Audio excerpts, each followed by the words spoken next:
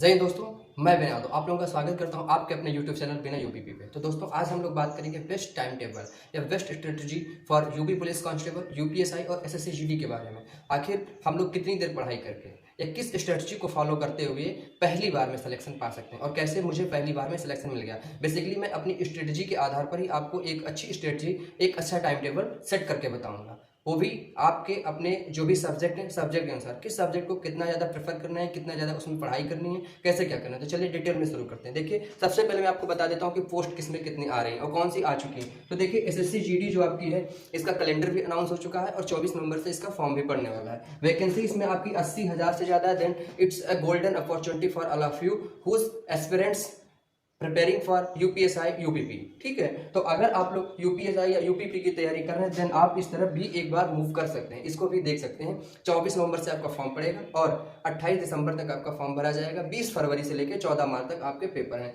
80,000 से ज़्यादा यहाँ पे आपकी वैकेंसी है। क्लियर कट वैकेंसी अभी कंफर्म नहीं हो पाएंगी जो कि नोटिफिकेशन के साथ आएंगी। आप सभी लोग जानते हैं कि एसएससी जीडी की वैकेंसी जो टाइम टू टाइम नोटिफिकेशन आने के बाद भी इंक्रीज होती रहती है। देन ये आपके पास गोल्डन अपॉर्चुनिटी है। और उसके बाद अगर हम बात करें यूपीएसआई, देन यहाँ पे 2400 से ज़्यादा पोस्ट हैं। अभी कंफर्म नहीं क्योंकि नोटिफिकेशन नहीं है, पर 2400 से ज़्यादा पोस्ट तो आ रही है, इतना तो कंफर्म है। और यूपी पुलिस कांस्टेबल 52,000 से ज़्यादा पोस्ट हैं। और ओवरऑल यूपी पुलिस की अगर बात करें तो 62,000 से ज़्यादा पोस्ट पे वैकेंसी, मतलब 62,000 पदों पर भर्ती आ रही है। देन हमारे पास एक गोल्डन अपॉर्चुनिटी है, एक बहुत बड़ा मौका है। ये कैसे सही होगा, कैसे हासिल होगा, तो वो एक बेस्ट स्ट्रेटजी और अच्छे टाइम टेबल के आधार पर ही हम हासिल कर सकते हैं। तो चलिए शुरू करते हैं। ये तो बात होगी वैकेंसी की।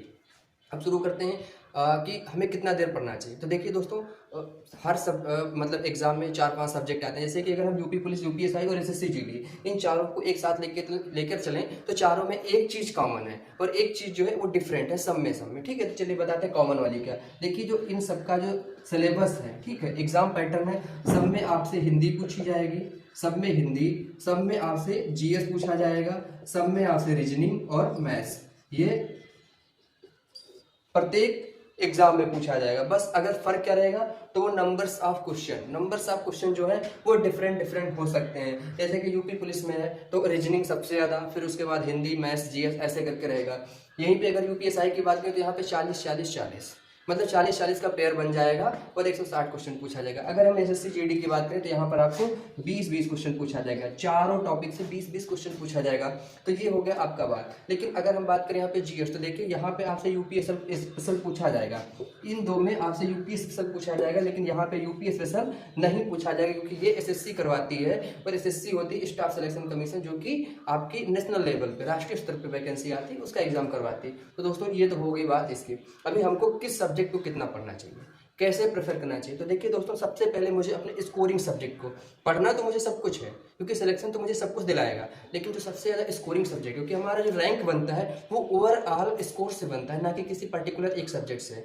ठीक है, तो हमको ओवरऑल स्कोर करने के लिए सबसे पहले अपना जो स्कोरिंग सब्जेक्ट है उसे कवर करना चाहिए। भाई देखिए, अगर किसी का जीएस बहुत अच्छा है तो वो जीएस को पढ़ सकता है, लेकिन जीएस किसी का उतना भी अच्छा नहीं होता कि जो 40 में 40 या 38 में 38 या फिर 20 में 20 कर सके। ठीक है, तो सबसे पहले हमें ऐसे सब्जेक्ट फॉलो करने चाहिए जो कॉन्सेप्चुअल है, जैसे कि मैथ्स हो गया, रीजनिंग हो गया। मैथ्स और रीजनिंग यहाँ पे मैं लिख रहा हूँ, मैथ्स प्लस रीजनिंग जो है ये हमारे कॉन्सेप्चुअल सब्जेक्ट होते हैं। अगर मुझे एक कॉन्सेप्ट समझ में आता है तो उस कॉन्सेप्ट पे आधारित जितना भी क्वेश्चन होगा देन वो सॉल्व होगा। अगर वो क्वेश्चन सॉल्व हो जाता है देन हमारे 2-2.5 जितना भी नंबर का क्वेश्चन है वो कंफर्म हो जाएगा और हो सकता है उस कॉन्सेप्ट पे बहुत सारे क्वेश्चन आ जाए। वैसे ही हिंदी, अगर हम हिंदी की बात करें तो हिंदी हमारा छोटा सब्जेक्ट है। कितना हिंदी जो है हमारा वो छोटा सब्जेक्ट है। हिंदी छोटा सब्जेक्ट है बट बहुत ज़्यादा स्कोरिंग है क्योंकि इसका लेवल जो है उतना टफ नहीं आता। एक बात, दूसरी बात यह है कि देखिए हम सभी हिंदी भाषी हैं, नॉर्थ इंडियन है और नॉर्थ इंडियन के लिए हिंदी समझना उतना कठिन नहीं होता है क्योंकि हम लोगों की आम बोलचाल की भाषा भी हिंदी है। हम लोग जन्मे हिंदी में हैं तो हिंदी हमारे लिए आसान पड़ती है। अगर हम हिंदी को 15 से 20 दिन दे दें, अच्छे से पढ़ लें, देन हिंदी हमारा सबसे ज़्यादा मोस्ट स्कोरिंग सब्जेक्ट बन जाता है, तो हिंदी भी सही है। उसके बाद आती है जीएस। देखिए जीएस को हम कितना भी क्यों ना पढ़ लें, अभी यूपी पेट का पेपर हुआ, आप सभी लोग देख रहे हैं। ठीक है, उसके पहले अभी यूपी का मतलब यूपी SSC ने वीडियो का पेपर कराया था, विलेज डेवलपमेंट ऑफिसर, आप लोगों ने देखा। जीएस का पेपर कैसा भी पूछ रहे हैं, तेलंगाना का राजकीय पोस्ट। ठीक है, अभी आप यूपी में रह रहे हैं, स्पेशल यूपी स्पेशल की बजाय तेलंगाना स्पेशल पूछ रहे हैं। अभी यूपी पेट का एग्जाम हुआ, अभी पूछ रहे हैं गांधी जी ने लंगोटी पहनना कब से शुरू किया। तो भाई इन क्वेश्चंस का कोई और शोर नहीं है। जीएस मतलब आप समझ सकते हैं उनका लेवल बढ़ चुका है, ठीक है। मतलब जीएस का लेवल नहीं बढ़ चुका है, एग्जाम का जो पैटर्न सेट कर रहा है, एग्जामिनर जो है जो पेपर सेट कर रहा है उसका लेवल बढ़ चुका है। अभी वो पता नहीं क्या क्या क्या करके मतलब पेपर बनाता है, ठीक है। हो सकता है चढ़ा ले रहा हो, मतलब ऐसा नहीं बनाना चाहिए कि गांधी जी ने लंगोटी कब पहनी, पर वो बना दे रहा है तो भाई बना दे रहा है, तो क्या करोगे। तो मेरे कहने का बस यही मतलब, सबसे पहले आप अपना रीजनिंग, मैथ्स और हिंदी, इन 3 सब्जेक्ट को फोकस करें और अच्छे से प्रेफर करते हो इनकी पढ़ाई करें, ठीक है।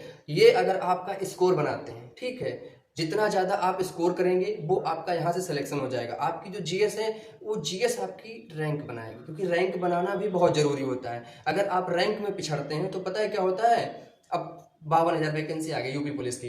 और मैं आप लोगों को बता दूं एक बात कि देखिए यूपी पुलिस की जब 41,520 की वैकेंसी आई तो पहले सिविल वालों की ट्रेनिंग हुई, उसके बाद पीएससी वालों की। इसका अंतर क्या हुआ, ग्रेड मतलब ग्रेड पे तो वही रहा, लेकिन इंक्रीमेंट में अंतर आ गया, वेतन में अंतर आ गया।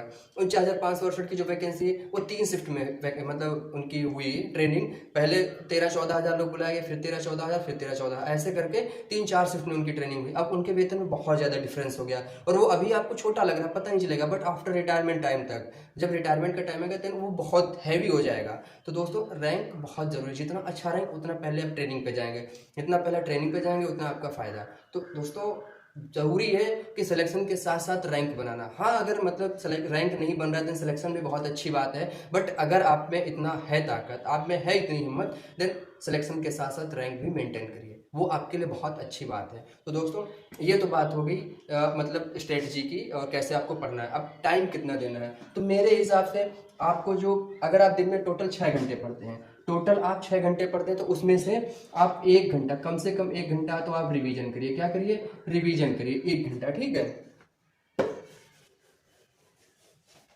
अगर आप टोटल 6 घंटे पढ़ते हैं तो उसमें से आप 1 घंटा रिवीजन कर लीजिए। 1 घंटा रिवीजन बहुत ज़रूरी है। और 3 घंटे में क्या, 3 घंटे में आप रीजनिंग और plus maths, reasoning plus maths पढ़ लो, ठीक है। 3 से यहाँ पे आप 4 भी कर सकते हैं, एक और ऐड कर सकते हैं, कोई दिक्कत नहीं है। आप जो हिंदी है, हिंदी को डेली या अल्टरनेट डेज पे एक दिन छोड़ छोड़ के भी पढ़ सकते हैं, लेकिन अगर डेली पढ़ना चाहते हैं तो आप 45 मिनट से 1 घंटा तक पढ़ सकते हैं। हिंदी को 45 मिनट से 1 घंटा तक पढ़ सकते हैं। हाँ अगर इसमें किसी को दूसरा चेंजेस करना है तो अपने हिसाब से मॉडिफिकेशन कर सकता है। ये मैं अपने हिसाब से बताऊँ कि कैसे आपको समय बांटना है, पर अगर आप मॉडिफिकेशन करना चाहते हैं देन नो प्रॉब्लम, आप कर सकते हैं, कोई दिक्कत नहीं है, तो ये भी चलेगा, ठीक है। अब उसके बाद अगर जीएस की बात करें तो जीएस का तो ये आलम है भाई साहब कि आप पढ़िए, 1 घंटा पढ़िए दिन में, 1 घंटा शाम को सोते टाइम पढ़ लीजिए, मतलब सोने जा रहे हैं उसके बाद आराम से बैठ के पढ़ लें, उसके बाद सो जाए, सुबह उठिए तब 1 घंटा जीएस पढ़ें। जीएस का देखिए बहुत हैवी मतलब सिलेबस है, बहुत सारे सब्जेक्ट हैं जीएस के अंदर, तो वो आपको थोड़ा सा लंबा खींचना पड़ेगा, लेकिन जीएस का लोड नहीं लेना दिमाग पे।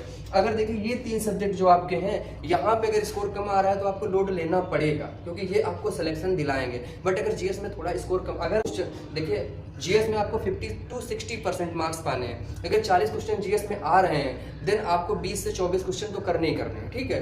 अगर इतना आ जा रहा है आपका जीएस में तो फिर बहुत ज़्यादा परेशान होने की कोई ज़रूरत है नहीं मेरे हिसाब से, क्योंकि आप स्कोर तो यहाँ से कर रहे हैं ना, मैथ्स रीजनिंग और जीएस, मैथ्स रीजनिंग और हिंदी, सॉरी मैथ्स और रीजनिंग और हिंदी से आप स्कोर कर रहे हैं, ये आपका एक्स्ट्रा है, ये आपका जो जीएस है वो आपका रैंक बनाएगा। तो ठीक है दोस्तों, आप यहाँ से ये कर सकते हैं और आराम से इसको ज़्यादा।